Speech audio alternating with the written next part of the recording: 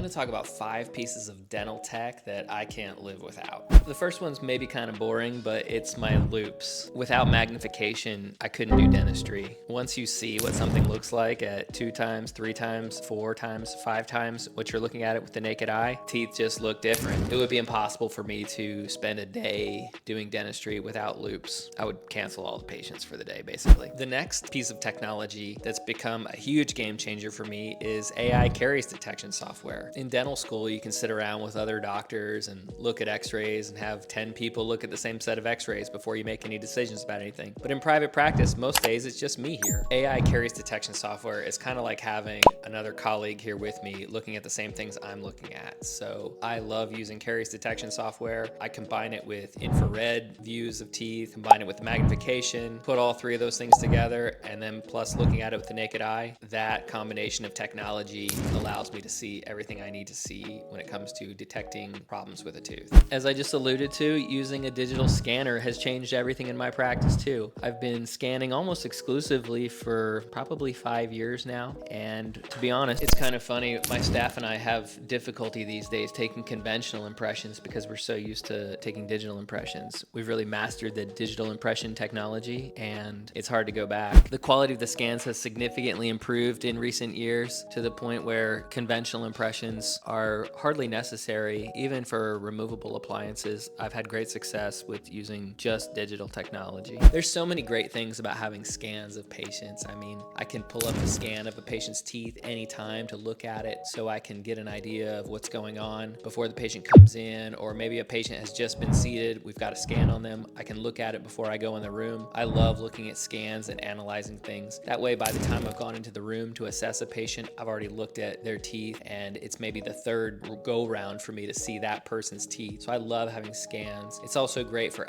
when the patient leaves. If I'm trying to plan something complicated for them, or I'm just trying to think through a problem, I can pull up their scan. In the old days, I would have to take models on a patient if I wanted to think about something later on, or if I wanted to look at something later on. So having models, virtual models on every single patient that I see just allows me to provide a higher level of care, I think, to all of my patients. You might not think about it as dental technology, but communication software, as in the communication software that the front desk uses to communicate with patients, for text reminders, for sending documents, all that kind of stuff, that changes everything and really makes it so easy so that everything doesn't have to be done by voice or via email. Having that technology allows us to keep in better communication with patients, to allow them to reach us easier, and it makes life so much easier to have high-tech communication software to interact with the patients. I'm a big fan of doing interdisciplinary treatment on patients, meaning putting together a team of dentists to treat the patient in the best way possible. That often means getting a periodontist, an orthodontist, an oral surgeon, an endodontist sometimes. Getting that whole team together on the same page is very important to create a great treatment for a patient. Communicating and getting several doctors on the same page about what needs to be done is extremely difficult. I think in the old days, doctors used to go have lunch together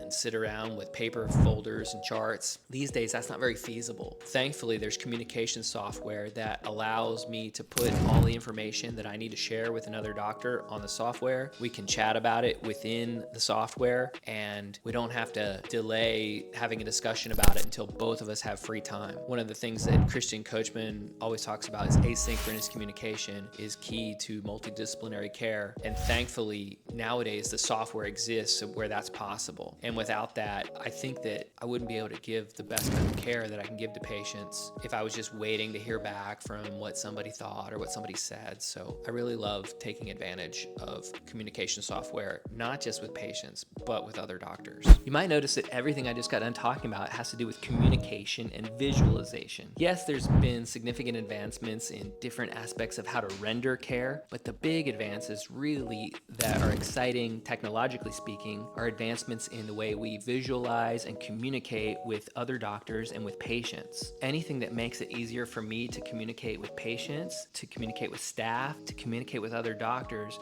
those are the things that I get excited about and the things that I pursue. Every now and then a little burr comes along or a tool comes along that I like to use that makes my job easier to do. And that's great. I love that stuff. But the communication and visualization software is the technology that's taking us into the future.